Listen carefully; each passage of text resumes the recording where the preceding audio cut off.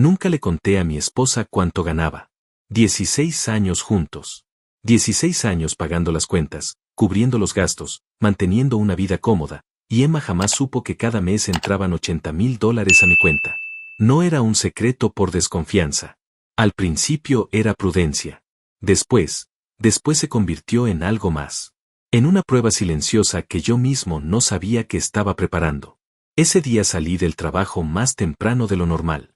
Sin avisar. Sin mandar un mensaje. Llegué a casa con la corbata aflojada, el rostro descompuesto, los hombros caídos. Y antes de abrir la puerta, me detuve un segundo en el pasillo. Respiré hondo. Y me dije, hoy voy a fingir que me despidieron. Solo para ver cómo reacciona. Solo para saber qué clase de mujer tengo al lado. Solo para confirmar o destruir lo que llevaba meses sospechando. Pero antes de que pudiera terminar la primera frase, algo pasó. Algo que no estaba en ningún plan. Algo que cambió todo lo que creía saber sobre mi matrimonio, sobre Emma, y sobre mí mismo. Y desde ese momento, nada volvió a ser igual. Voy a contarte todo desde el principio. Porque esta historia no empieza esa tarde. Empieza mucho antes. Empieza en el momento en que decidí callarme, aguantar y sonreír mientras por dentro algo se iba rompiendo despacio, sin hacer ruido, como se rompen las cosas que nadie cuida. Cuando Emma y yo nos casamos, yo era otro hombre. No en el mal sentido. Era más joven, más ingenuo, más dispuesto a creer que el amor solo bastaba. Ella era brillante, segura de sí misma, con una sonrisa que llenaba cualquier cuarto. Me enamoré rápido. Demasiado rápido, quizás. Y cuando uno se enamora así, de golpe y sin frenos, empieza a ceder sin darse cuenta. Primero en las cosas pequeñas. Después en las que importan. Los primeros años fueron buenos. No perfectos, pero buenos. Trabajábamos los dos, compartíamos gastos, teníamos peleas normales de pareja joven. Pero cuando llegó mi primer gran ascenso, algo cambió. No en ella de inmediato. Cambió en mí. Empecé a ganar más. Mucho más. Y con ese dinero vino una responsabilidad que asumí solo, en silencio, sin pedirle nada a cambio. Pagué las deudas que teníamos. Compré el departamento. Cambié el auto. Y Emma lo recibió todo con una naturalidad que, en ese momento, interpreté como confianza. Como comodidad de pareja. Como algo normal. Hoy sé que no era eso. Emma dejó de trabajar 4 años después de casarnos. Fue una decisión que tomamos juntos, o eso creí. Ella dijo que quería enfocarse en el hogar, en construir algo sólido, en estar presente. Yo lo apoyé. Le dije que no se preocupara, que yo me encargaba. Y me encargué. Durante 12 años, me encargué de absolutamente todo. Las cuentas del hogar. El seguro médico. Las vacaciones. Los caprichos. Los gastos que ella llamaba necesidades y que yo aprendí a no cuestionar. $80,000 al mes. Y yo vivía como si ganara la mitad. No por tacañería, sino porque Emma gastaba con una ligereza que me obligaba a ser cuidadoso. Ropa, spas, cenas con amigas, viajes con su hermana Verónica. Todo cargado a tarjetas que yo pagaba sin decir una palabra. No porque me pareciera bien, sino porque cada vez que intentaba hablar del tema, la conversación terminaba con ella llorando o con un silencio tan frío que prefería callarme y pagar. Y así pasaron los años. Yo callándome. Ella gastando. Yo trabajando. Ella ignorando. Hubo momentos buenos, claro. No quiero pintar todo de negro. Hubo viajes que disfrutamos juntos, noches de risa, temporadas donde sentí que todavía éramos equipo. Pero esos momentos se fueron espaciando. Se fueron volviendo más cortos, más forzados, más parecidos a una actuación que a algo real. Y en algún punto que no supe identificar con exactitud, dejé de sentirme su esposo. Me sentía su proveedor. Su administrador. El hombre que firmaba los cheques y que existía en esa casa como un mueble necesario pero invisible. Lo que más dolía no era el dinero. Era la forma en que me miraba cuando llegaba cansado del trabajo. O más bien, la forma en que no me miraba. Como si mi presencia fuera tan obvia, tan garantizada, que ya no merecía ni un gesto. Un hola. Una pregunta. Un mínimo interés en cómo había sido mi día. Mis logros profesionales no existían para ella. Ascensos, contratos importantes, reconocimientos dentro de la industria. Nada de eso le generaba orgullo. A veces, cuando yo mencionaba algo del trabajo, ella cambiaba el tema en segundos. Como si mi mundo fuera aburrido. Como si yo fuera aburrido. Y entonces llegó esa tarde. Esa tarde en que salí temprano, sin avisar, con un plan armado en mi cabeza y un nudo en el pecho que llevaba semanas creciendo. Iba a fingir que me habían despedido. Iba a entrar a casa con cara de derrota y esperar. Solo quería ver. Solo quería saber. Pero lo que encontré antes de poder decir una sola palabra. Eso no estaba en ningún guión. Antes de contarte lo que encontré cuando abrí esa puerta, necesito que entiendas algo. Necesito que conozcas el momento exacto en que decidí hacer este plan. Porque no fue una decisión impulsiva. No fue una reacción de un segundo. Fue algo que se fue cocinando durante semanas, alimentado por pequeñas cosas que se acumularon hasta que ya no cupieron más. Todo empezó un martes por la noche, 3 semanas antes de ese día. Llegué a casa a las 9. Había tenido una reunión larga con un cliente importante, habíamos cerrado un contrato que representaba casi $2 millones para la empresa. Era uno de esos días que uno quiere celebrar. No con fuegos artificiales. Solo con alguien que te mire y te diga, bien hecho. Solo con eso. Con un gesto simple que confirme que no estás invisible. Entré al departamento. Emma estaba en el sofá con el teléfono en la mano, viendo algo en la pantalla con los auriculares puestos. No levantó la vista. Dejé las llaves en la mesita de la entrada. El sonido fue claro, inconfundible. Nada. Me acerqué a la cocina, abrí el refrigerador, no había nada preparado. Calenté algo que encontré en el fondo, me senté a la mesa solo, y comí en silencio mientras ella seguía en el sofá, en su mundo, en su pantalla, en ese lugar donde yo claramente no existía. En algún momento apagó los auriculares y me dijo, sin mirarme, que Verónica la había llamado para invitarla a un viaje a Miami el mes siguiente y que necesitaba que yo transfiriera $4,000 antes del viernes para reservar el hotel. $4,000. Sin preguntarme cómo estaba. Sin un hola. Sin un beso. $4,000 como si fuera un trámite administrativo. Como si yo fuera un cajero automático que a veces también dormía en su cama. Le dije que bien, que lo veía. Y no dije nada más. Esa noche no pude dormir. Me quedé mirando el techo durante horas, con ese contrato de 2 millones dando vueltas en mi cabeza y con la sensación de que en mi propio hogar valía menos que un recordatorio en el calendario. Y fue ahí, en esa oscuridad, donde empezó a tomar forma la idea. No como venganza todavía. Más como una pregunta. Una pregunta que necesitaba respuesta. ¿Qué pasaría si de repente yo no tuviera dinero? ¿Qué pasaría si llegara a casa y le dijera que me habían despedido?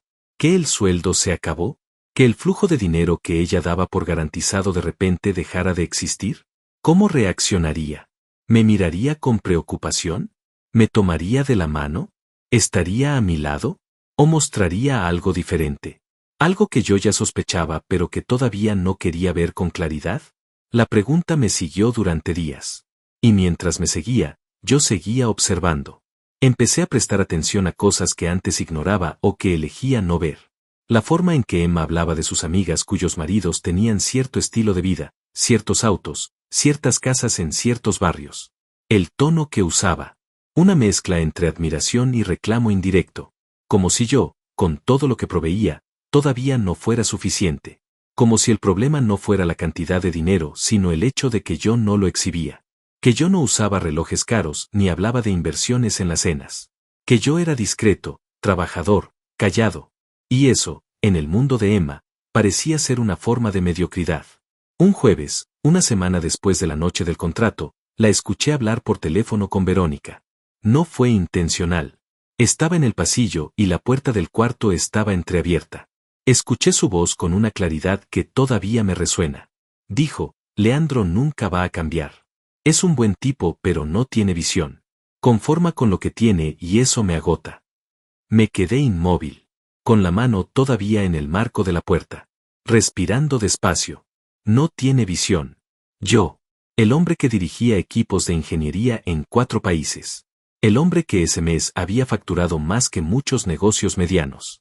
El hombre que pagaba cada centavo de esa vida que ella disfrutaba sin cuestionarse de dónde venía. Ese hombre no tenía visión. Seguí caminando. No dije nada. Entré al baño, abrí el grifo, me miré en el espejo durante un momento largo. Y tomé la decisión. Iba a hacer el plan. Llamé a Marcelo esa misma noche. Marcelo es mi amigo desde la universidad, el único que sabe exactamente cuánto gano, porque trabajamos juntos durante años antes de que cada uno tomara su propio camino. Es el tipo de amigo que no juzga, que escucha, y que cuando le propones algo descabellado no te dice estás loco, sino cómo te ayudo. Le expliqué todo. Le conté sobre la noche del contrato, sobre la llamada con Verónica, sobre los meses acumulados de silencio y de indiferencia. Le conté la idea. Fingir que me habían despedido. Llegar a casa antes de lo habitual, con cara de derrota, y observar. Solo observar. Marcelo me escuchó sin interrumpir. Cuando terminé, hubo una pausa. Y después me dijo, Leandro, hermano, yo creo que en el fondo ya sabes lo que vas a encontrar. La pregunta es si estás listo para verlo. Tenía razón. Pero le dije que sí, que estaba listo. Preparé todo con cuidado. Elegí un día en que sabía que Emma estaría en casa porque no tenía planes confirmados con nadie. Hablé con mi asistente para que no registrara mi salida temprana en el sistema. Me quité la corbata en el auto, me desabroché el primer botón de la camisa, me pasé las manos por el pelo para darle ese aspecto de hombre que acaba de recibir una noticia devastadora. Me practiqué la cara frente al espejo retrovisor.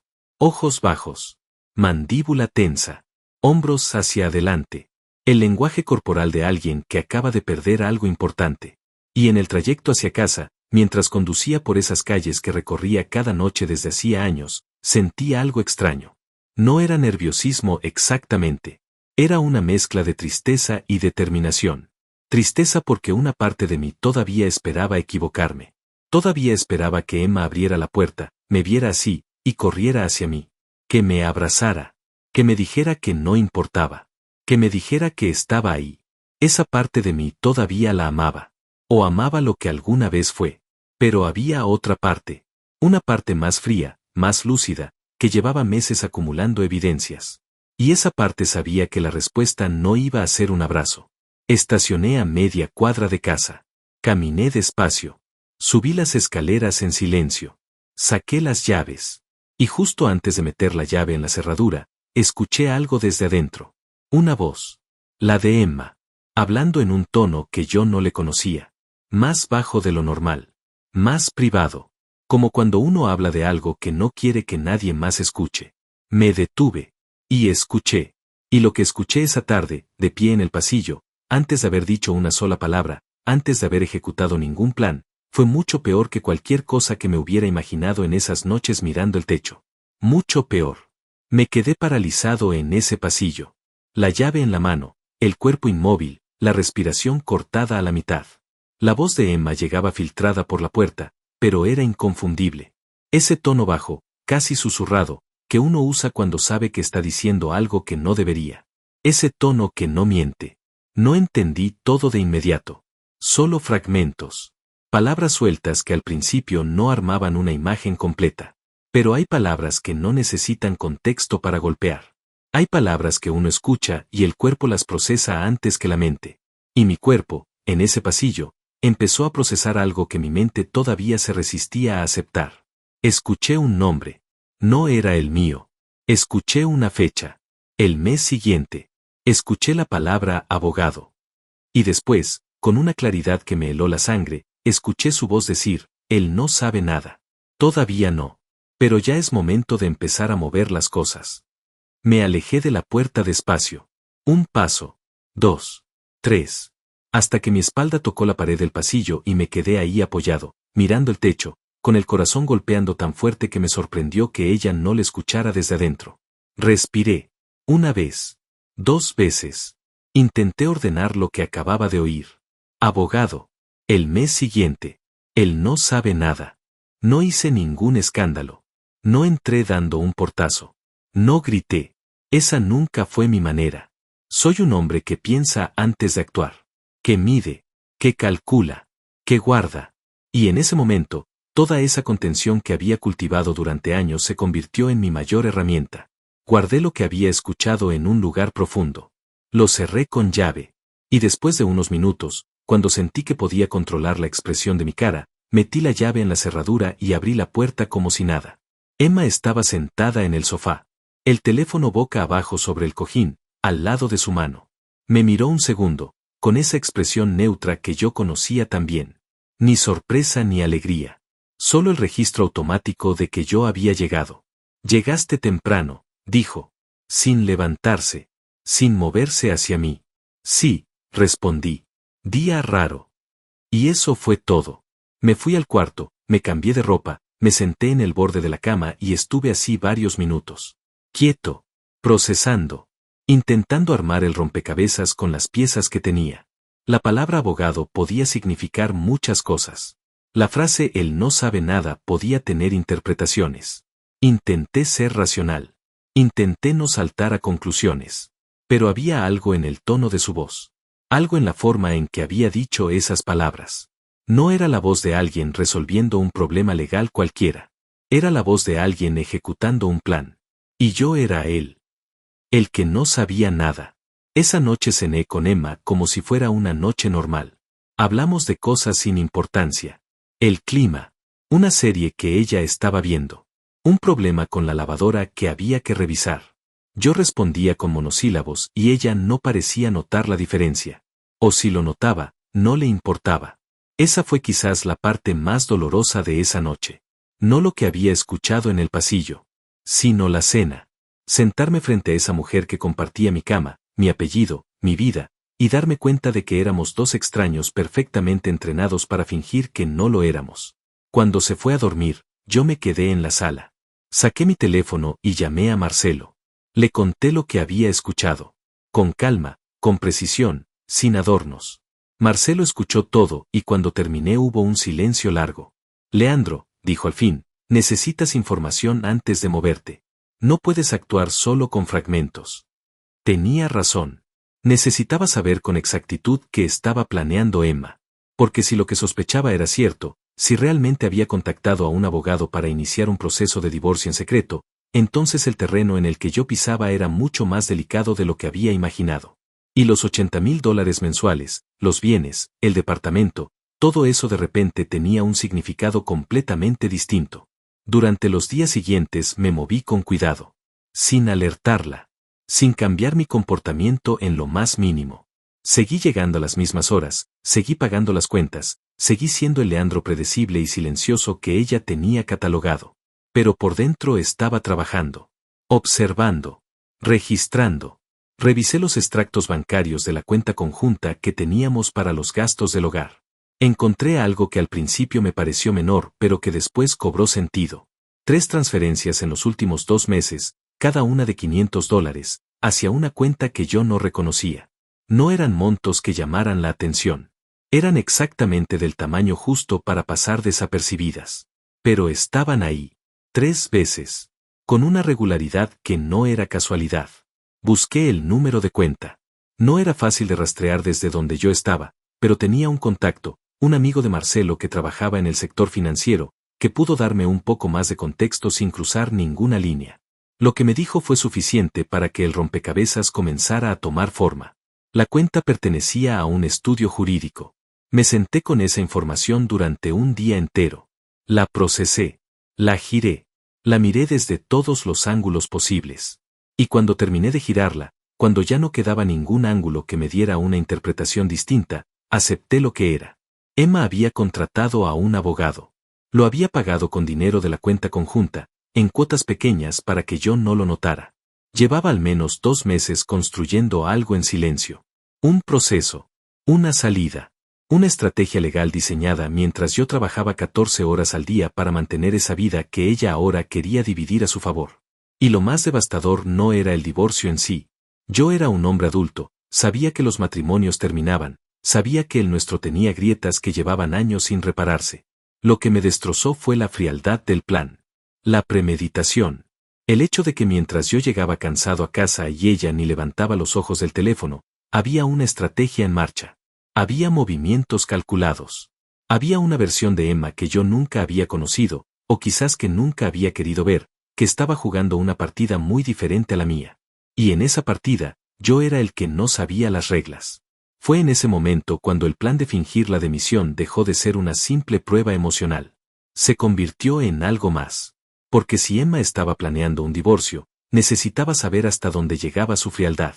Necesitaba saber si en el momento en que yo apareciera vulnerable, en el momento en que el dinero pareciera esfumarse, ella mostraría algo de humanidad o si simplemente aceleraría sus movimientos. La respuesta a esa pregunta era importante. No solo emocionalmente, también estratégicamente. Llamé a Marcelo y le conté todo. Esta vez su silencio fue más corto. Entonces el plan sigue, dijo. Pero ahora es más importante que antes. Necesitas verla reaccionar antes de que ella sepa que tú sabes. Exactamente. Volví a prepararme. Esta vez con más peso en el pecho. Porque ya no era curiosidad lo que me llevaba a ejecutar ese plan. Era la necesidad de ver con mis propios ojos el tamaño de lo que enfrentaba. Quería mirarla a los ojos cuando creyera que yo había perdido todo. Quería ver si en esa mirada quedaba algo de la mujer de la que me había enamorado. O si lo que iba a encontrar era exactamente lo que una parte de mí ya sabía que encontraría. Me puse la misma camisa arrugada del día anterior. Me dejé el pelo sin peinar. Practiqué la expresión frente al espejo una vez más. Ojos apagados.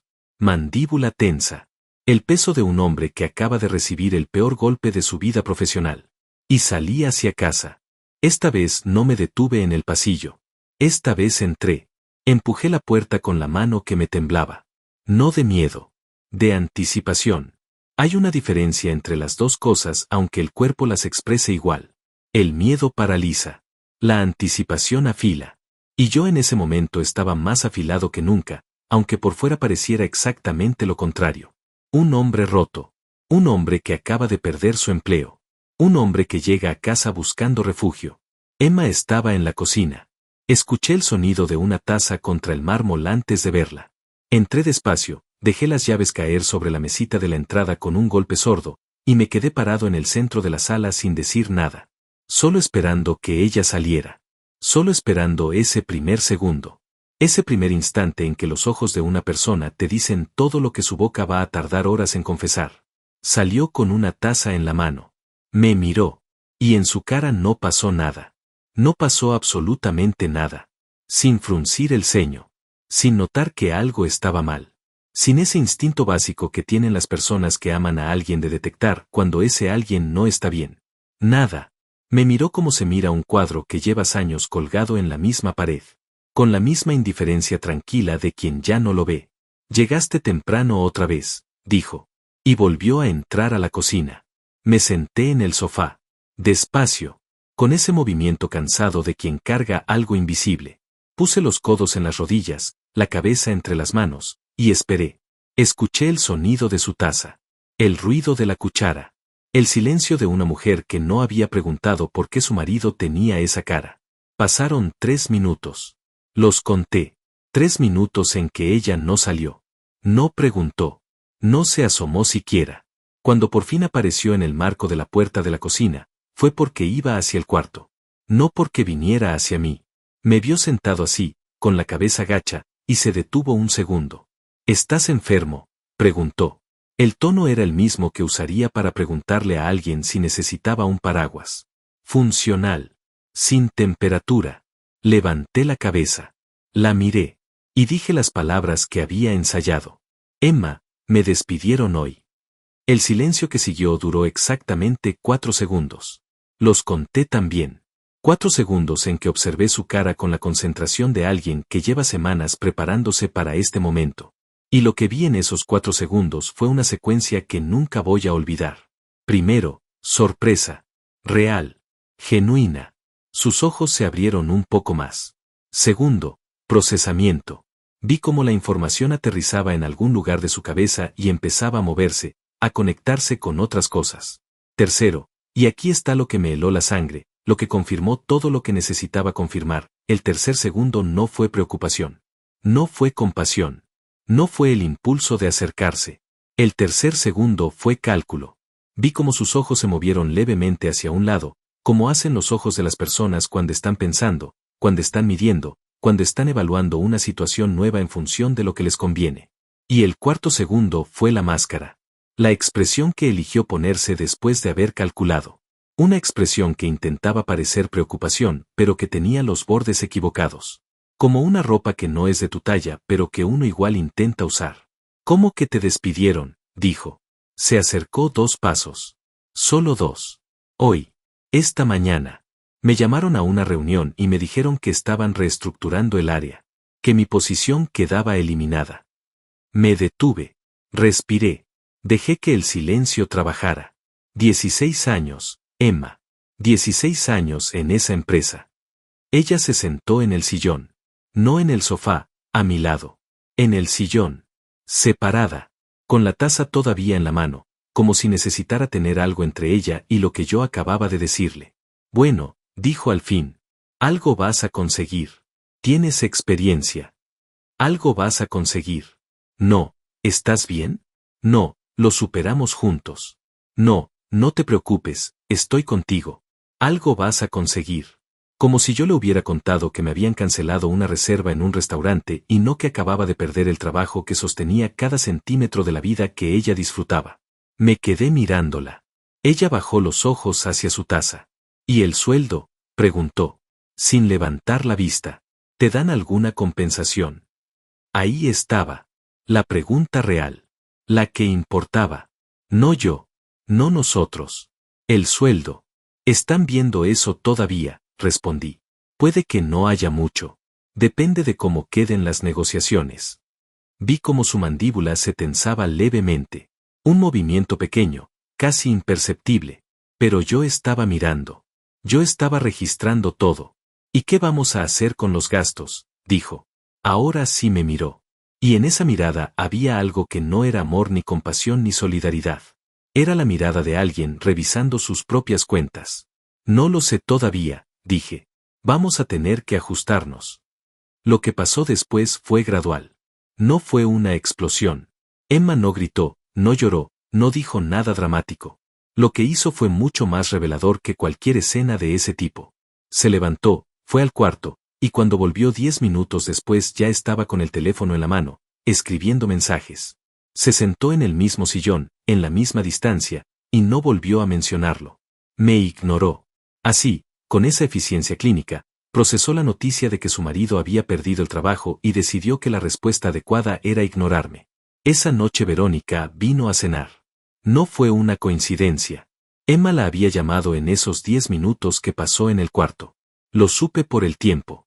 Lo supe por la forma en que Verónica entró al departamento con esa expresión de quien viene a evaluar una situación de crisis que no le pertenece pero que igual le interesa. Verónica siempre me había mirado con esa mezcla de condescendencia y lástima que tienen las personas que creen que saben más que uno. Y esa noche esa mezcla estaba amplificada. Se saludaron las dos en la entrada con un abrazo largo. Ese tipo de abrazo que tiene mensaje.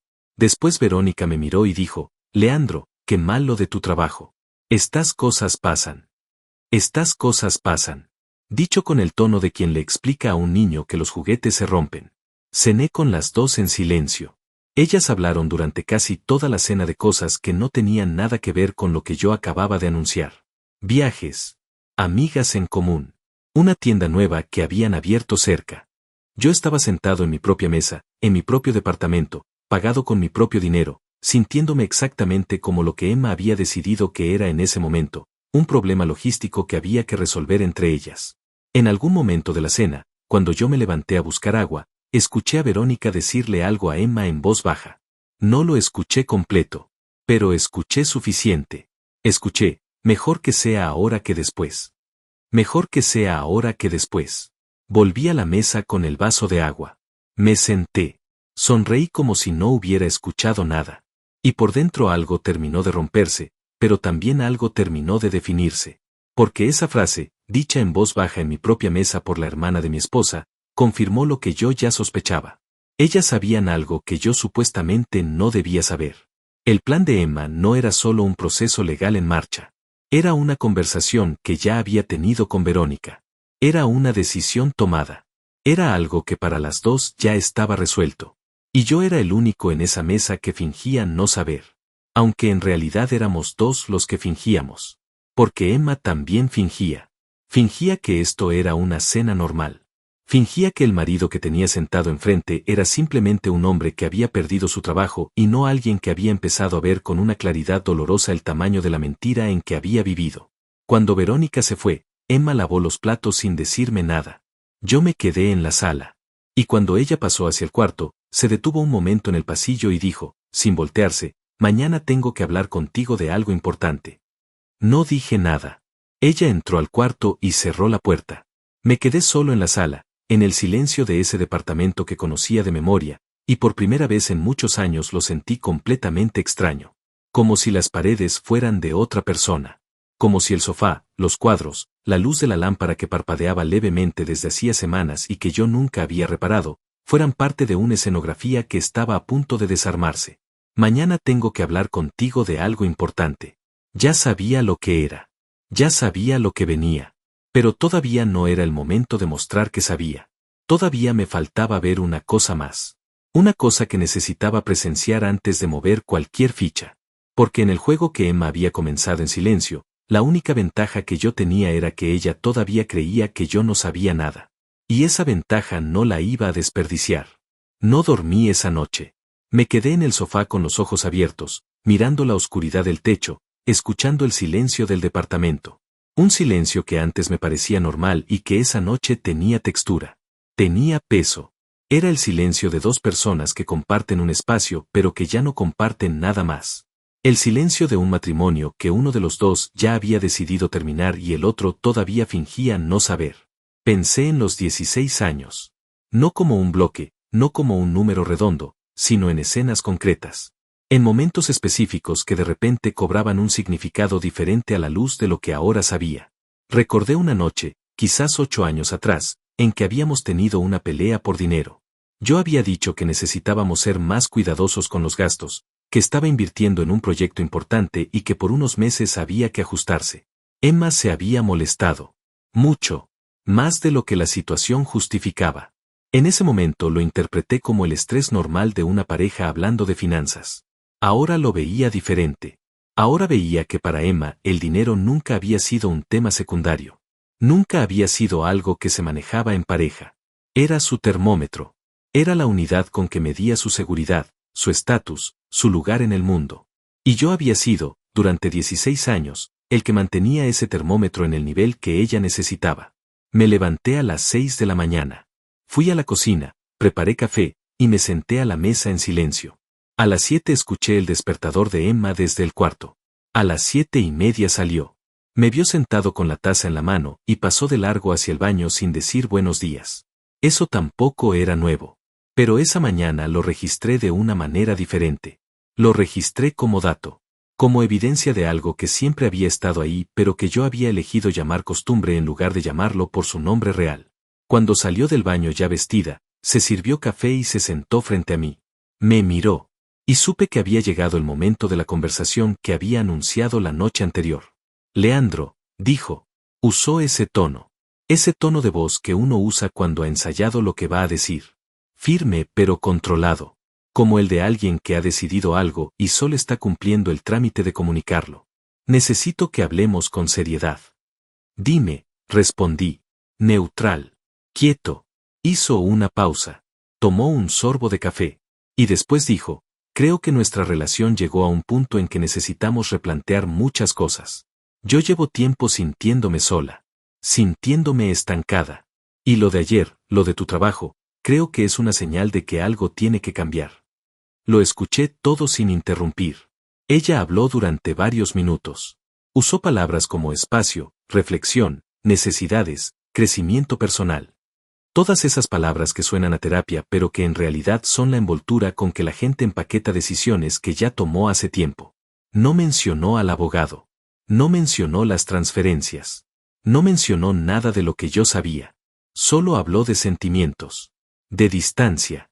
De que llevaba tiempo pensando que quizás lo mejor para los dos era tomarse un tiempo. Un tiempo. Cuando terminó de hablar me miró esperando una reacción. Y yo le di la reacción más difícil que he tenido que actuar en mi vida.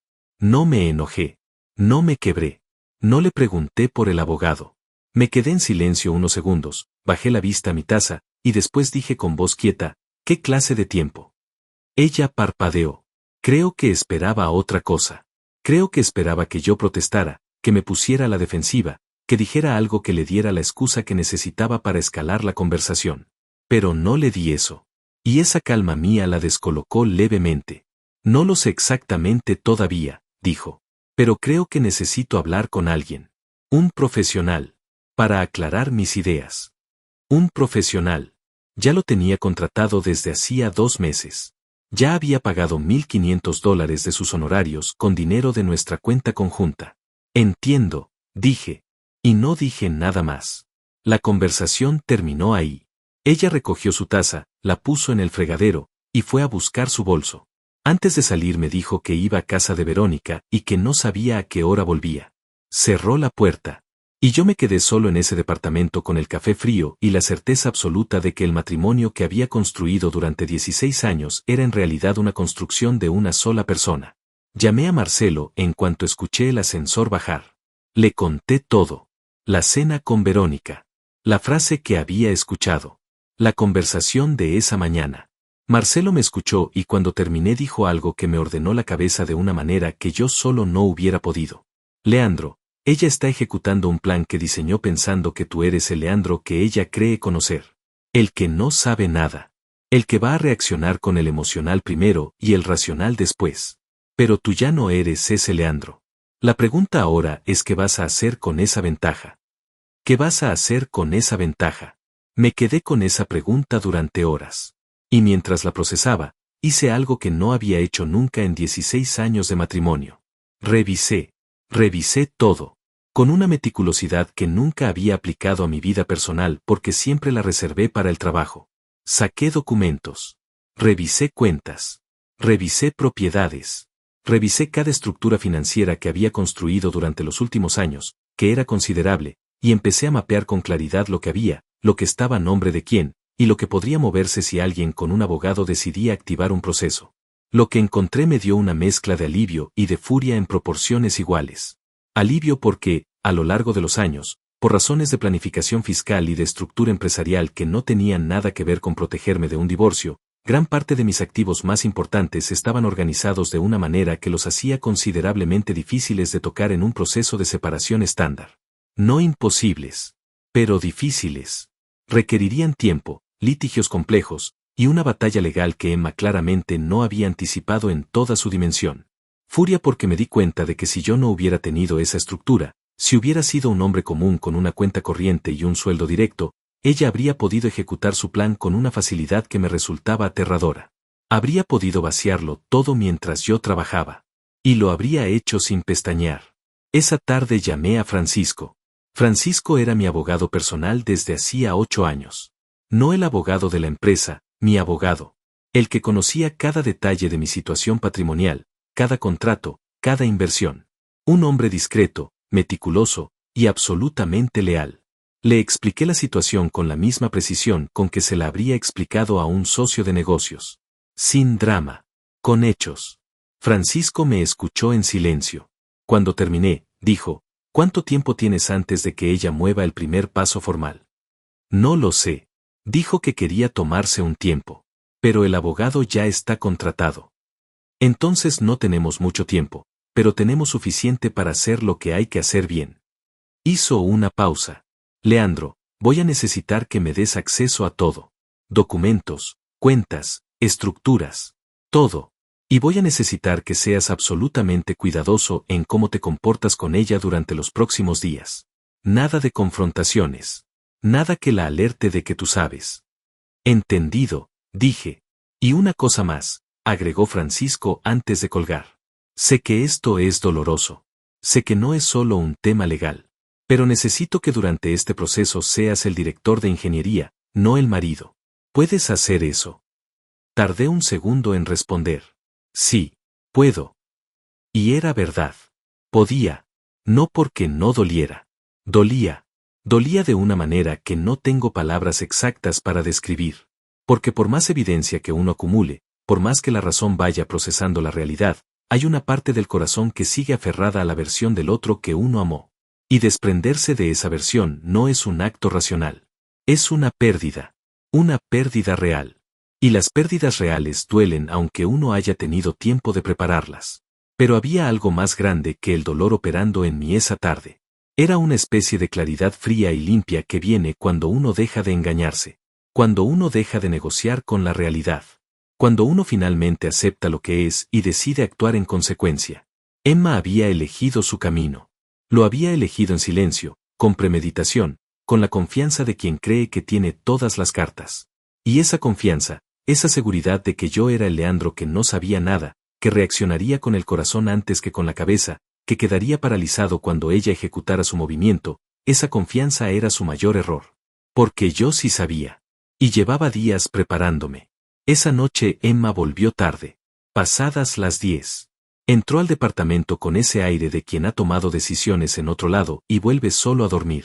Me saludó con un monosílabo. Yo estaba leyendo en el sofá. Le dije buenas noches. Ella fue al cuarto.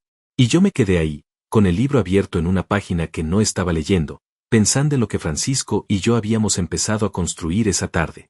Un plan silencioso, meticuloso, sin fisuras.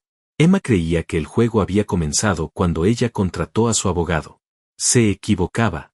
El juego había comenzado el día que decidió subestimarme. Los días que siguieron fueron los más extraños de mi vida. Extraños porque por fuera todo parecía igual. Me levantaba a la misma hora, desayunaba en la misma cocina, dormía en la misma cama, aunque ahora con un espacio entre los dos que ninguno nombraba pero que los dos sentíamos. Y por dentro, debajo de esa superficie de normalidad perfectamente mantenida, había dos procesos corriendo en paralelo. El de Emma, que seguía construyendo su salida en silencio. Y el mío, que construía algo diferente con la misma concentración y mucho más tiempo de ventaja del que ella calculaba. Francisco trabajaba rápido. Me llamaba cada mañana con actualizaciones. Movimientos que había que hacer, documentos que había que revisar, estructuras que había que reforzar. Nada ilegal. Nada turbio. Todo dentro de un marco absolutamente legal pero estratégicamente diseñado para que cuando Emma activara su proceso, el panorama que encontrara su abogado fuera considerablemente más complejo de lo que había anticipado. Francisco era bueno en eso.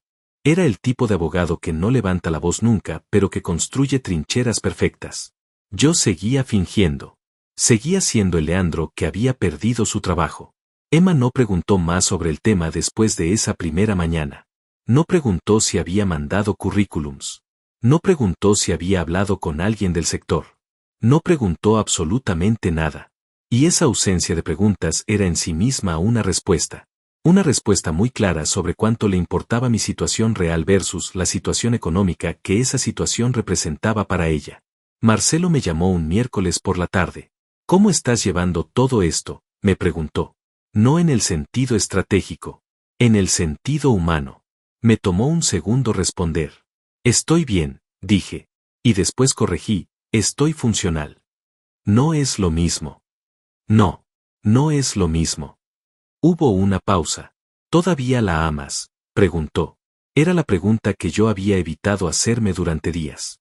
La había rodeado, la había esquivado, la había enterrado debajo de documentos y estrategias y conversaciones con Francisco. Pero Marcelo me la puso enfrente con esa directness que solo tienen los amigos de verdad. Amo a la persona que creí que era, respondí al fin. A la que tengo enfrente ahora mismo no la reconozco. Marcelo no dijo nada más sobre eso. No hacía falta. Fue ese mismo miércoles cuando ocurrió la escena que todavía me cuesta recordar sin que algo se apriete en el pecho. No por dolor esta vez. Por vergüenza ajena. Por la humillación fría y calculada de alguien que cree que nadie está mirando con atención suficiente. Emma había organizado una cena. No me lo dijo con anticipación. Me lo informó esa mañana mientras se servía café, de la misma manera en que uno informa que va a llover. Esta noche vienen Verónica y unos amigos a cenar. A las 9. Sin preguntarme si me parecía bien. Sin considerar que quizás yo, el hombre que supuestamente acababa de perder su empleo y estaba atravesando uno de los momentos más difíciles de su vida, quizás no tuviera ganas de una cena social. Vinieron 6 personas. Verónica, como siempre, con esa presencia de quien llega a supervisar. Y 4 personas más, 2 parejas que yo conocía de vista, amigos del círculo de Emma, gente con la que nunca había tenido una conexión real pero con quienes compartía mesa cada tanto porque así funcionaban esas cosas. La cena arrancó con el protocolo habitual. Copas de vino, conversación liviana, risas en los momentos correctos. Yo estaba sentado en mi lugar de siempre, en la cabecera, aunque esa cabecera esa noche se sentía más como una isla que como una posición de autoridad. Fue Héctor, el marido de una de las amigas de Emma, quien abrió el tema. No sé si fue inocente o coordinado. Nunca lo supe con certeza. Pero el efecto fue el mismo. Leandro, ¿Y tú qué estás haciendo ahora? Emma nos contó que tuviste un cambio laboral. Un cambio laboral. Así lo había llamado Emma. No una pérdida. No una situación difícil. Un cambio laboral. Como si fuera algo menor. Como si fuera algo que uno elige. Todas las miradas en la mesa giraron hacia mí. Respondí con calma que estaba evaluando opciones, que el mercado tenía posibilidades interesantes, que no me preocupaba. Intenté mantener el tono neutral de alguien que tiene la situación bajo control. Fue entonces cuando Emma intervino. Lo hizo con una sonrisa. Con esa sonrisa suya que siempre me había parecido encantadora y que esa noche vi por primera vez como lo que realmente era, un instrumento. Leandro siempre ha sido muy tranquilo con estas cosas, dijo, dirigiéndose a la mesa como si yo no estuviera presente. Demasiado tranquilo, quizás. A veces uno necesita más urgencia para que las cosas pasen. Demasiado tranquilo. Frente a 6 personas. En mi propia mesa. Con vino que yo había comprado y comida que mi dinero había pagado. Nadie dijo nada. Hubo una de esas pausas sociales incómodas que la gente llena rápido con un sorbo de copa o una mirada al plato. Verónica sonrió levemente. Ese tipo de sonrisa que no es alegría sino confirmación. Yo tomé un sorbo de agua. Despacio. Y no dije nada. Pero registré todo. Registré la sonrisa de Emma, registré la sonrisa de Verónica. Registré las miradas incómodas de los otros 4. Y registré algo más, algo que en ese momento preferí guardar y que solo entendí del todo días después. Héctor, el que había hecho la pregunta inicial, intercambió una mirada con Emma después de su comentario. Una mirada breve, casi imperceptible. Pero yo estaba mirando con la atención de alguien que ha aprendido que los detalles pequeños son los que arman el cuadro real. La cena continuó. Emma siguió siendo la anfitriona perfecta. Encantadora, ingeniosa, el centro de cada conversación. Y yo seguí en mi isla, funcional, presente, invisible, respondiendo cuando me preguntaban, sonriendo cuando correspondía, sin mostrar nada de lo que bullía por debajo. Cuando los invitados se fueron, Emma recogió las copas con la eficiencia de siempre. Yo la ayudé en silencio. En algún momento, mientras pasaba junto a mí hacia la cocina, dijo sin mirarme, Héctor conoce a alguien en una constructora. Podría conseguirte una entrevista si quieres. Para algo básico, mientras te acomodas. Algo básico. Mientras te acomodas. El hombre que dirigía proyectos de infraestructura valuados en decenas de millones de dólares. Algo básico. No respondí de inmediato. Esperé 3 segundos. Y después dije, gracias. Lo pienso. Ella asintió y siguió hacia la cocina.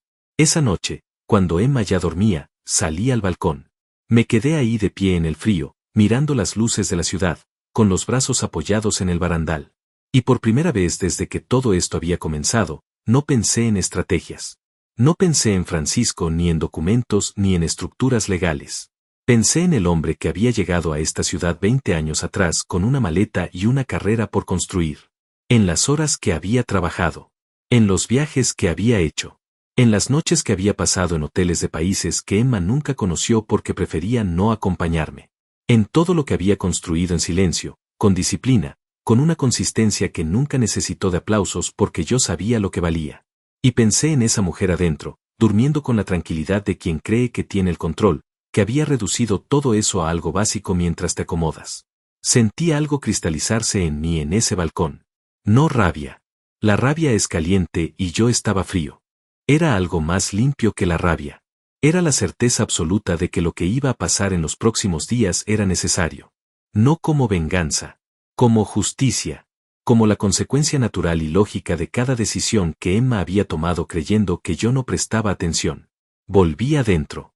Fui al estudio. Abrí el ordenador. Y le escribí un mensaje a Francisco con 3 palabras. Es momento. Avancemos. Francisco respondió en menos de 10 minutos, aunque era pasada la medianoche. Un hombre que entiende que hay momentos que no esperan hasta el día siguiente. Su respuesta fue igualmente breve. Mañana a las 8. Te llamo. Cerré el ordenador. Fui al cuarto. Me acosté en el borde de la cama, en esa franja de espacio que había sido mía durante 16 años, escuché la respiración tranquila de Emma, y cerré los ojos. Ella creía que mañana iba a ser un día más. Se equivocaba. Mañana era el día en que todo empezaba a moverse. Silenciosamente. Sin anuncios. Sin escenas. Con la precisión de un mecanismo que lleva semanas ajustándose y que finalmente está listo para funcionar. Y cuando ese mecanismo terminara de funcionar, Emma iba a descubrir que el hombre tranquilo que había subestimado en su propia mesa, frente a sus amigos, con una sonrisa y la frase más básica mientras te acomodas, no era el hombre que ella creía tener catalogado. Era algo completamente diferente. Y ya era tarde para cambiar eso. Francisco llamó a las 8 en punto. Así era él. Sin un minuto de retraso, sin preámbulos innecesarios, directo al punto como siempre. Contesté en el primer tono, ya sentado en el estudio con un café en la mano y la cabeza más clara de lo que había estado en semanas. Había dormido poco pero profundo. Ese tipo de sueño que viene cuando uno finalmente deja de pelear contra algo y decide moverse con ello en lugar de contra ello. Leandro, dijo Francisco, antes de que avancemos necesito que entiendas algo con claridad. Lo que vamos a hacer es completamente legal. Cada movimiento tiene respaldo, cada decisión tiene justificación documentada. Pero una vez que empecemos, el proceso tiene su propia inercia. ¿Estás seguro? Estoy seguro, respondí. Bien. Entonces escucha. Durante la siguiente hora Francisco me explicó el plan con la precisión quirúrgica que lo caracterizaba. No voy a detallar cada elemento porque algunos son técnicos y complejos, pero el núcleo era esto. Durante años yo había estructurado mis activos de una manera que, legalmente, los separaba de mi patrimonio personal directo. Inversiones canalizadas a través de estructuras empresariales. Propiedades registradas bajo esquemas que tenían justificación fiscal y comercial perfectamente documentada. No era ocultamiento. Era organización. La misma organización que cualquier asesor financiero competente recomendaría a alguien en mi posición. Lo que Emma y su abogado esperaban encontrar, basándose en lo que ella sabía de nuestras finanzas, era un panorama relativamente simple. Un sueldo alto, una cuenta conjunta, el departamento, quizás algunos ahorros. Algo que en un proceso de divorcio estándar se dividiría con una lógica predecible. Lo que iban a encontrar en realidad era una arquitectura que llevaría meses desenredar, con capas que requerirían peritos especializados, con una complejidad que multiplicaría los costos legales de manera exponencial y que, al final del proceso, después de todo ese tiempo y ese gasto, les daría una fracción de lo que habían calculado. No era una trampa. Era la realidad de cómo funcionaba mi patrimonio. Una realidad que Emma nunca se había interesado en entender porque siempre le bastó con que el dinero llegara. ¿Cuánto tiempo tenemos antes de que ella presente algo formalmente?, pregunté. Basándome en los honorarios que pagó, el abogado que contrató es metódico pero no especialmente rápido. Calculamos entre 3 y 6 semanas antes de que haya un movimiento formal. Tiempo suficiente para lo que necesitamos hacer. ¿Y el departamento? El departamento está a tu nombre exclusivamente. Ella tiene derecho a reclamar una parte proporcional a los años de matrimonio, pero hay argumentos sólidos sobre el origen de los fondos que lo hacen más defendible de lo que parece. No es simple, pero tampoco es lo que ella cree. Cerré los ojos un segundo. Respiré. Y después dije, Francisco, quiero que quede claro en todo esto que yo no estoy intentando dejarla sin nada. Estoy intentando que el proceso sea justo. No lo que ella calculó que sería, sino lo que realmente corresponde. Francisco hizo una pausa breve. Lo entiendo. Y eso también es estratégico, porque un juez ve la buena fe, pero también es lo correcto. Otra pausa. Voy a necesitar que te reúnas conmigo hoy si puedes. Hay documentos que necesitan tu firma. A las 11 estoy ahí. Colgué. Me quedé un momento con el teléfono en la mano, mirando el escritorio del estudio. Un escritorio que había sido mío desde el primer día en ese departamento. Lleno de libros técnicos, de manuales, de carpetas con proyectos que Emma nunca preguntó en qué consistían. Ese escritorio era quizás el lugar más honesto de toda la casa. El único lugar donde yo había sido completamente yo mismo durante 16 años. Salí del estudio. Emma estaba en la cocina, ya vestida, con el teléfono en la mano como siempre. Me vio pasar y dijo sin despegar los ojos de la pantalla, voy a salir esta tarde. No sé si llego para cenar. Está bien, dije. Y nada más.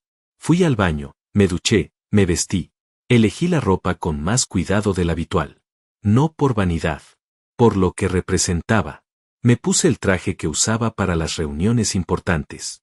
El azul oscuro que Francisco una vez me dijo que transmitía exactamente lo que hay que transmitir en una sala donde se toman decisiones que importan. Solidez, permanencia, control. Cuando salí del cuarto, Emma levantó los ojos del teléfono por primera vez esa mañana. Me miró de arriba abajo con una expresión que no supe descifrar del todo. Algo entre sorpresa y algo más.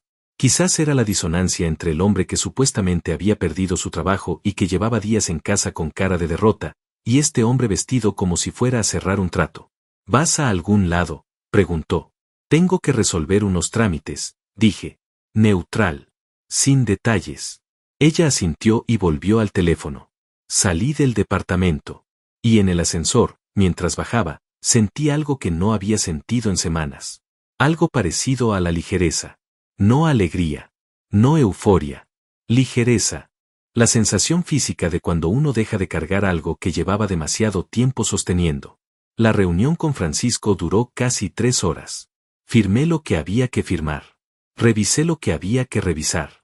Hablamos de cada escenario posible con la frialdad analítica que la situación requería. Francisco tenía un equipo pequeño, pero extraordinariamente competente. Su asistente, una mujer de unos 40 años con una memoria fotográfica para los detalles legales, había preparado una carpeta con cada documento relevante organizado con una precisión que me recordó por qué le pagaba a Francisco lo que le pagaba. Cuando terminamos, Francisco me acompañó hasta la puerta de su oficina. Antes de despedirme me puso una mano en el hombro. Un gesto que no era habitual en él. Francisco era profesional hasta en los gestos. Leandro, dijo. Hay algo que quiero decirte fuera del contexto profesional, si me lo permites.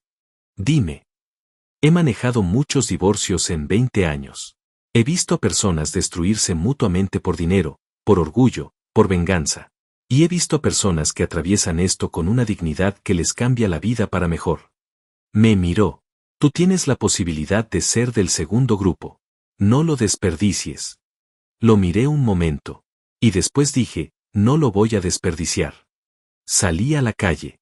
El sol de esa tarde caía de una manera que me pareció extrañamente directa, como esas luces que iluminan sin piedad pero que al mismo tiempo tienen algo de honesto. Llamé a Marcelo. ¿Cómo fue?, preguntó. Bien. Todo en marcha. ¿Y tú cómo estás? La misma pregunta de siempre. Y como siempre, la más difícil de responder. Estoy en ese punto donde el dolor ya no paraliza sino que empuja, dije. Es un lugar raro. Pero es mejor que donde estaba. Marcelo se rió levemente. Eso suena a que estás listo. Sí, estoy listo. Esa noche Emma llegó tarde otra vez. Pasadas las 10:30. Entró con ese aire de siempre, dejó el bolso en la silla de la entrada, fue directo al cuarto sin pasar por la sala donde yo estaba. 5 minutos después salió en pijama, fue a la cocina, se sirvió agua. Me vio en el sofá. ¿Comiste?, preguntó. Sí. Yo comí afuera. Se dio vuelta para irse. Y entonces hizo algo que no esperaba. Se detuvo. Se quedó parada en el pasillo con el vaso de agua en la mano, de espaldas a mí, y durante unos segundos no se movió. Fueron quizás 3 o 4 segundos. Pero tuvieron un peso específico que yo sentí con claridad. No sé lo que pasó en esos segundos dentro de ella. No sé si fue un momento de duda. No sé si fue algo parecido al arrepentimiento o simplemente el peso de lo que estaba haciendo presionando un instante antes de que ella lo volviera a guardar donde lo guardaba siempre. Lo que sé es que no se dio vuelta. Siguió caminando. Entró al cuarto. Cerró la puerta. Y yo me quedé solo en la sala, en ese silencio que ya conocía de memoria, pensando en esos 3 o 4 segundos. Pensando en lo que podrían haber sido si todo hubiera sido diferente. Si ella hubiera sido diferente. Si yo hubiera tomado otras decisiones en otros momentos. Esas cadenas de si hubiera que uno recorre siempre demasiado tarde y que nunca llevan a ningún lado útil, pero que igual uno recorre porque es humano y los humanos necesitan entender cómo llegaron hasta donde están. Llegué hasta aquí porque durante 16 años elegí callarme. Elegí pagar.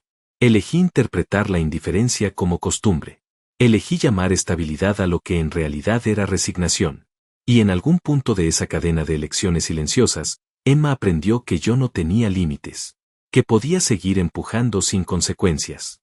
Que el Leandro que tenía en casa era un recurso inagotable de paciencia y de dinero que nunca iba a decir basta. Estaba a punto de demostrarle lo equivocada que estaba. No con gritos. No con escenas. Con algo mucho más contundente que todo eso. Con la verdad. Con los números reales. Con la realidad que yo había construido durante todos estos años y que ella nunca se había molestado en conocer porque siempre confió en que estaría ahí, disponible, predecible, inagotable. Mañana era el último día antes de que Francisco activara el primer movimiento formal.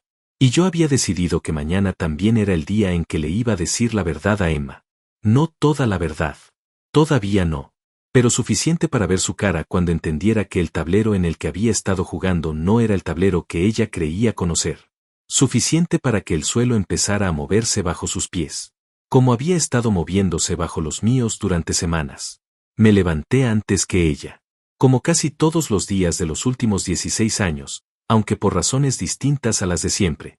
Antes me levantaba temprano porque tenía reuniones, vuelos, llamadas con equipos en otros usos horarios. Esa mañana me levanté temprano porque necesitaba ese silencio previo. Ese espacio quieto antes de que el día comenzara a moverse. Me preparé el café con la misma calma de siempre, me senté en la misma silla de siempre, miré por la ventana la misma ciudad de siempre. Y sin embargo nada era igual. Todo tenía ese peso específico de las últimas veces. La última mañana antes de que algo cambie para siempre. Ese tipo de momento que uno solo reconoce cuando ya pasó, pero que yo reconocía mientras lo vivía porque llevaba semanas preparándome para él. Escuché el despertador de Emma a las 7. Escuché el sonido del agua en el baño. Escuché sus pasos en el pasillo. Y cuando apareció en la cocina con el pelo recogido y la expresión neutral de siempre, me miró un segundo y fue directo a la cafetera sin decir nada. La observé. Lo hice abiertamente, sin disimulo. Algo que raramente hacía porque siempre me había parecido que mirar a alguien con demasiada atención era una forma de incomodarlos. Pero esa mañana la miré. Vi las líneas de su cara que conocía de memoria. La forma en que sujetaba la taza con las dos manos cuando el café estaba caliente. El gesto pequeño de cerrar los ojos en el primer sorbo. Cosas que había visto miles de veces y que de alguna manera, en ese último periodo de todo, se habían vuelto simultáneamente familiares y completamente ajenas. Como cuando uno repite una palabra muchas veces seguidas y en algún punto deja de sonar a lo que significa. Emma, dije. Levantó los ojos. Ese segundo de atención genuina que uno logra cuando usa el nombre de alguien en lugar de empezar a hablar sin más. Necesito que hablemos hoy. Esta tarde, cuando vuelvas. Hay cosas que tienes que saber. Me miró un momento más. Y en su cara pasó algo interesante. No fue sorpresa exactamente. Fue algo más parecido a un cálculo acelerado. Como si en ese segundo estuviera midiendo qué tan cercana estaba la conversación que ella también necesitaba tener conmigo. Si yo me le estaba adelantando. Si debía llamar a su abogado antes. ¿Qué cosas? Dijo. Cautelosa. El tono medido de alguien que no quiere mostrar sus cartas antes de verlas del otro. Esta tarde, repetí. Hoy no tengo apuro. Pero es importante. Ella asintió despacio. Bien. Esta tarde. Se terminó el café, recogió su bolso, y salió. La escuché bajar en el ascensor. Y en cuanto el sonido desapareció, tomé el teléfono y llamé a Francisco. Hoy le digo algo, le dije. No todo. Pero lo suficiente para que entienda que el terreno cambió. Francisco procesó eso un segundo. ¿Está seguro de que es el momento correcto? Sí. Porque si espero a que ella active su proceso primero, la conversación va a ocurrir en sus términos. Prefiero que ocurra en los míos. Entendido. Entonces esta tarde nosotros también activamos el primer movimiento formal. Coordino con mi equipo para que todo esté registrado antes de que termine el día. Perfecto. Leandro. Una cosa más. Cuando hables con ella, no menciones que sabes lo del abogado. Todavía no. Deja que esa revelación tenga su momento. Lo sé, dije. Confía en mí. Pasé la mañana con Marcelo. Quedamos en un café cerca de su oficina, uno de esos lugares tranquilos donde la gente va a trabajar en silencio y nadie te interrumpe. Le conté los detalles de lo que había hecho con Francisco, lo que estaba en marcha, lo que iba a decirle a Emma esa tarde. Marcelo me escuchó con esa atención completa que siempre me había valorado en él. Cuando terminé de hablar, no dijo nada por un momento. Solo me miró con esa expresión que tienen los amigos de verdad cuando están viendo atravesar a alguien algo difícil y no quieren reducirlo con palabras fáciles. ¿Cómo te sientes?, dijo al fin. Como alguien que lleva semanas cargando algo muy pesado y está a punto de soltarlo, respondí. No sé si lo que viene después va a ser mejor. Pero sé que lo que había antes no podía seguir. Marcelo asintió. A veces el final de algo es la única forma en que empieza lo que debería haber empezado mucho antes. Nos quedamos en ese café un par de horas. Hablamos de otras cosas también. De su trabajo, de un proyecto que tenía entre manos, de cosas sin importancia que sin embargo importaban porque eran la prueba de que la vida seguía siendo más grande que el problema que yo estaba atravesando. Eso era lo que Marcelo hacía sin proponérselo. Me recordaba que yo era más que esta situación. Que había un Leandro anterior a Emma y que ese Leandro iba a seguir existiendo cuando todo esto terminara. Volví al departamento a las 4 de la tarde. Emma llegó 20 minutos después. Entró, dejó el bolso, me vio sentado en la sala y algo en su postura cambió levemente. Una tensión pequeña. La tensión de alguien que sabe que la conversación que viene no es sencilla. Se sentó en el sillón. El mismo sillón de siempre. La misma distancia de siempre. Dime, dijo. Respiré. Y empecé. Emma, hay cosas sobre mi situación financiera que nunca te conté con detalle. No porque quisiera ocultártelas, sino porque nunca encontré el momento correcto y porque honestamente tampoco me las preguntaste. Pero dado que estamos en un punto donde las cosas entre nosotros claramente necesitan resolverse, creo que es importante que tengas información real antes de tomar cualquier decisión. La vi tensarse levemente. Sus manos se cruzaron sobre su regazo. Durante los últimos años, continué, la mayor parte de lo que he generado no está en cuentas corrientes simples. Está estructurado de una manera que tiene que ver con planificación fiscal, con inversiones, con estructuras que tienen su propia lógica legal y financiera. No es algo que se pueda simplemente dividir en dos partes iguales de un día para el otro. Es complejo. Lleva tiempo entenderlo. Emma me miraba. Y por primera vez en semanas, me miraba de verdad. No el registro automático de siempre. Una mirada real. Con algo detrás. ¿Qué estás diciendo exactamente?, dijo. La voz levemente diferente. Un matiz que yo reconocí. Era el tono de alguien a quien le están moviendo el suelo bajo los pies y todavía no sabe cuánto. Estoy diciendo que si alguien quisiera evaluar mi patrimonio real, necesitaría tiempo, peritos especializados, y una comprensión de estructuras legales bastante complejas. Y que el resultado de esa evaluación probablemente sería muy distinto a lo que cualquiera podría suponer mirando solo la superficie. El silencio que siguió tuvo textura. Emma no dijo nada durante varios segundos. La vi procesar. La vi conectar puntos. Y después vi algo que no esperaba ver tan claramente. Vi miedo. No el miedo dramático de las películas. El miedo quieto y real de alguien que acaba de entender que el plan que tenía en marcha se construyó sobre información incompleta. ¿Por qué me estás contando esto ahora?, dijo. La pregunta más inteligente que podría haber hecho en ese momento. Porque creo que ambos merecemos tomar las decisiones que vienen con información real, respondí. Y porque me parece más honesto decirte esto directamente que esperar a que lo descubras de otra manera. Otro silencio. Más largo esta vez. ¿Cuánto ganas realmente?, preguntó. La pregunta que llevaba 16 años sin hacer. La miré a los ojos. Y respondí con una calma que me sorprendió a mí mismo.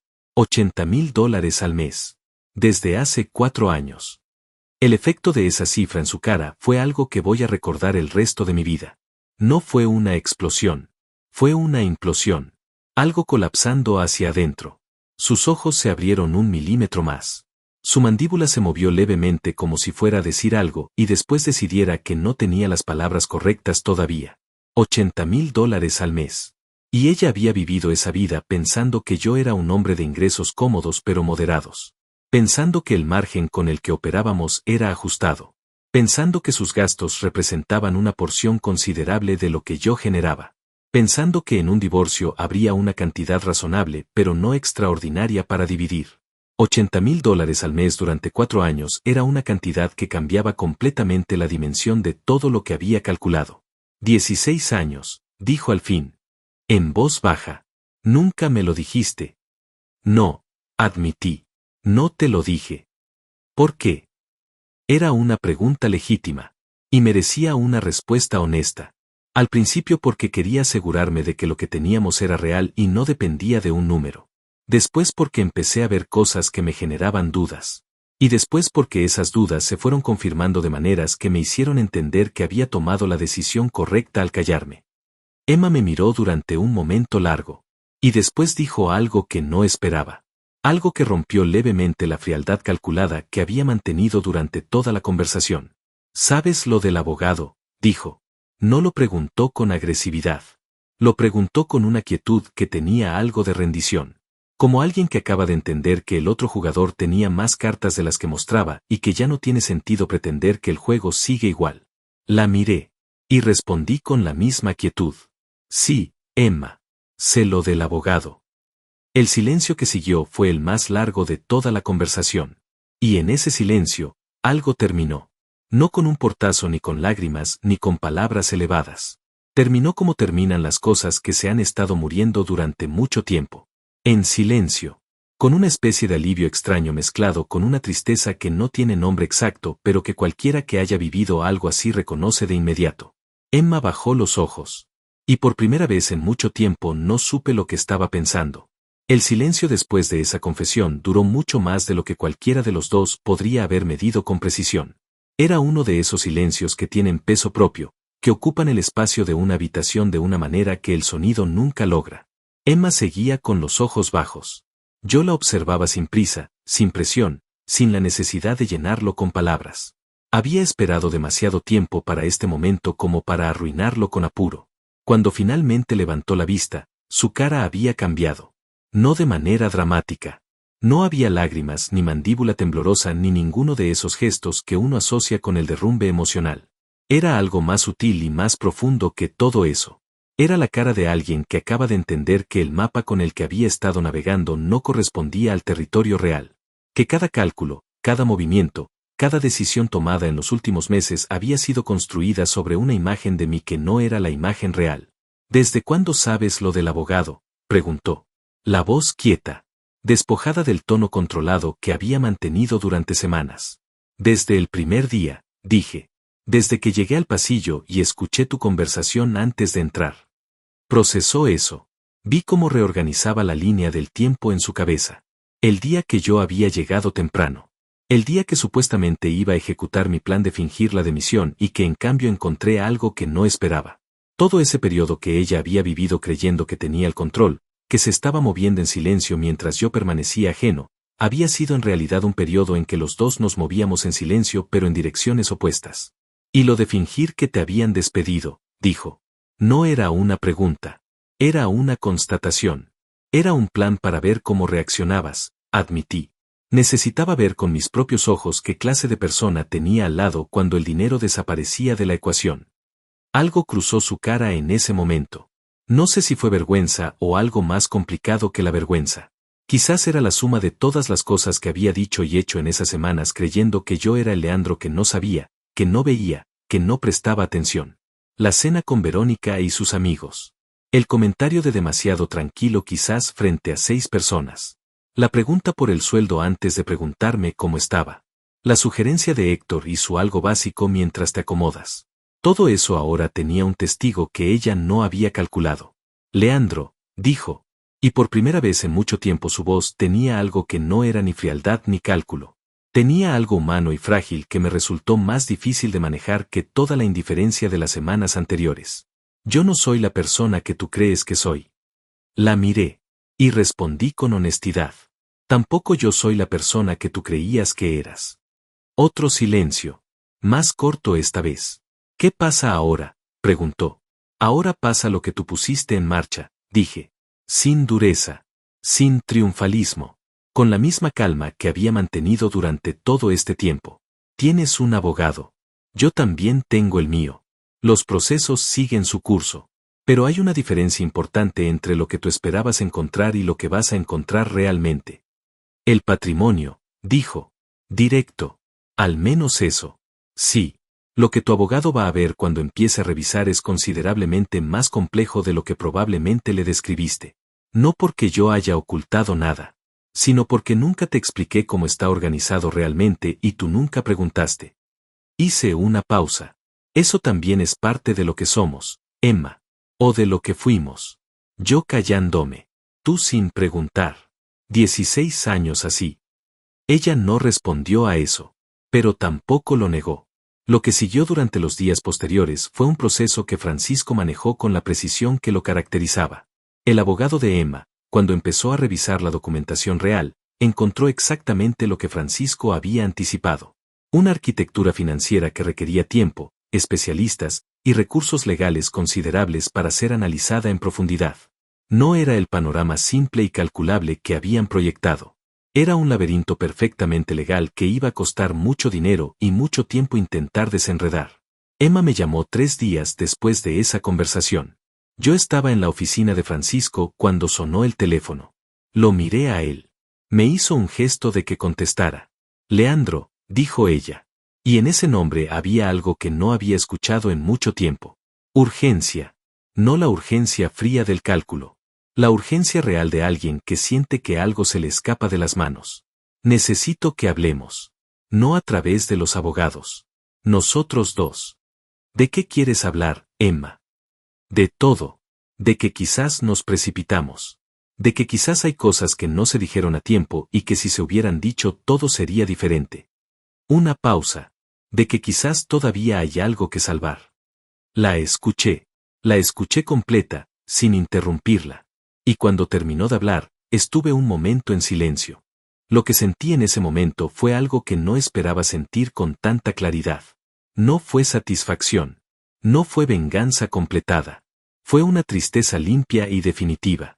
La tristeza de alguien que amó de verdad a una persona durante muchos años y que en ese momento final, escuchando su voz con esa urgencia nueva, podía ver con absoluta nitidez que esa urgencia no había existido antes.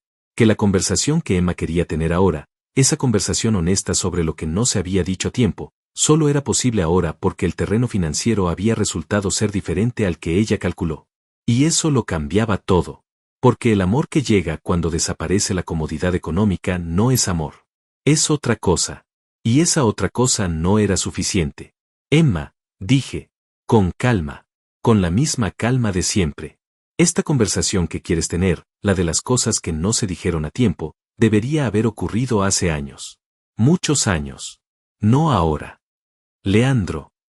Déjame terminar. No lo dije con dureza. Lo dije con firmeza. Durante 16 años trabajé para construir una vida. Para los dos.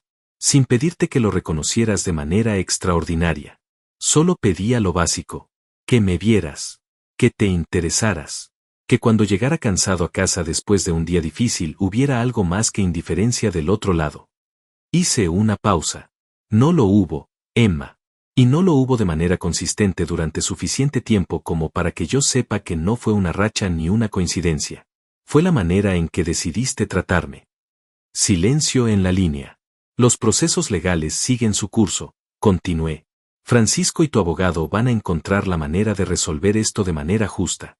No voy a intentar dejarte sin nada. Pero tampoco voy a dar marcha atrás porque de repente el panorama resultó ser diferente al que esperabas. Eso es todo, dijo ella. La voz pequeña. Diferente a cualquier versión que yo le hubiera conocido.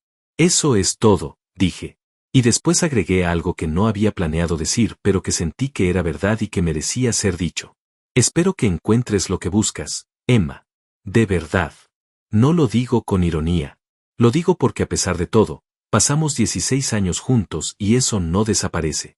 Pero lo que buscas no lo voy a poder dar yo. Eso también lo sé. Colgué. Francisco me miró desde el otro lado del escritorio. No dijo nada. Asintió levemente. Ese tipo de asentimiento que vale más que cualquier palabra. Las semanas que siguieron fueron un proceso. Largo, técnico, a veces agotador. Hubo momentos en que Emma intentó retomar el contacto de otras maneras. Mensajes que al principio tenían tono conciliador y que cuando no obtenían respuesta inmediata derivaban hacia reproches que yo reconocía como el último intento de alguien que pierde terreno y no sabe cómo recuperarlo de otra forma. Verónica llamó una vez. Una sola. Le dije que no tenía nada que hablar con ella y corté sin esperar respuesta. El proceso legal terminó de la manera que Francisco había anticipado. Emma recibió lo que legalmente le correspondía, calculado con justicia y sin mezquindad de mi parte. No fue lo que ella había proyectado en esas conversaciones con su abogado cuando todavía creía que mi patrimonio era simple y accesible. Pero fue justo. Y esa diferencia entre lo proyectado y lo real fue la consecuencia natural de haber construido un plan sobre información incompleta acerca de un hombre al que nunca se tomó el tiempo de conocer de verdad. 3 meses después del día en que salí del departamento por última vez con 2 maletas y la sensación extraña de quien deja un lugar que fue suyo durante mucho tiempo, me senté en el balcón del apartamento nuevo que había alquilado. Era más pequeño. Mucho más simple. Sin los cuadros que Emma había elegido ni los muebles que había comprado ella en tiendas que yo pagaba sin opinar. Era completamente mío. Cada cosa en ese espacio la había elegido yo. Y esa simplicidad tenía una ligereza que el departamento grande nunca tuvo. Marcelo vino a visitarme ese sábado. Trajimos comida, abrimos una botella de vino que él había elegido con más criterio del que yo hubiera tenido, y nos sentamos en ese balcón pequeño mirando una ciudad que de alguna manera se sentía nueva aunque fuera la misma de siempre. ¿Cómo estás?, me preguntó. La misma pregunta de siempre. Esta vez respondí sin dudar. Bien. Estoy bien de verdad. Me miró para evaluarlo. Y después asintió. Se nota. Brindamos. Sin discurso. Sin grandes palabras. Solo ese gesto simple de 2 vasos que se encuentran en el aire y que dicen lo que las palabras a veces no necesitan decir. Esa noche, cuando Marcelo se fue y me quedé solo en ese balcón pequeño con el vaso casi vacío y el silencio de la ciudad abajo, pensé en todo lo que había pasado. No con amargura. Con esa distancia que da el tiempo cuando uno empieza a sanar de verdad. Pensé en el hombre que había entrado a ese pasillo con una corbata aflojada y un plan ensayado frente al espejo retrovisor. Pensé en lo que encontró antes de poder ejecutar ese plan. Pensé en las semanas que siguieron, en Francisco, en Marcelo, en las conversaciones nocturnas en el balcón del departamento que ya no era mío. Y pensé en algo que tardé un tiempo en poder formular con claridad, pero que esa noche encontró las palabras exactas. El mayor error que uno puede cometer en una relación no es amar demasiado. Es callarse demasiado. Es asumir que el otro va a ver lo que uno necesita sin que uno lo diga. Es construir resentimientos en silencio y llamarlos paciencia. Es confundir aguantar con amar. Yo lo hice durante 16 años. Y Emma, a su manera, también construyó su propia versión de esa misma trampa. Los dos perdimos algo real en algún punto del camino y los dos elegimos no decirlo hasta que ya era demasiado tarde para que importara. No guardo rencor. O si queda algo de rencor, es pequeño y se va achicando con cada día que pasa en este apartamento donde cada cosa es mía y donde llego a la hora que llego sin que nadie me mire como a un mueble. Lo que sí guardo, y lo guardo con cuidado porque me costó entenderlo, es la certeza de que el respeto no es negociable. No en una relación. No en ningún vínculo humano que valga la pena. El respeto no es el punto de partida del amor, es la condición sin la cual el amor no puede existir de ninguna forma que tenga sentido real. Y si alguna vez alguien en tu vida te hace sentir que eres invisible, que eres un recurso y no una persona, que tu valor depende de lo que produces y no de lo que eres, escúchame bien. No esperes 16 años para hacer algo al respecto. Yo lo hice. Y aunque hoy estoy bien, aunque hoy respiro con una ligereza que no conocía desde hace mucho tiempo, siempre voy a preguntarme cuántos años antes podría haber tenido esta libertad si hubiera puesto límites a tiempo. ¿Tú tienes a alguien en tu vida que te trata como te mereces? ¿O llevas tiempo callándote cosas que ya deberían haberse dicho?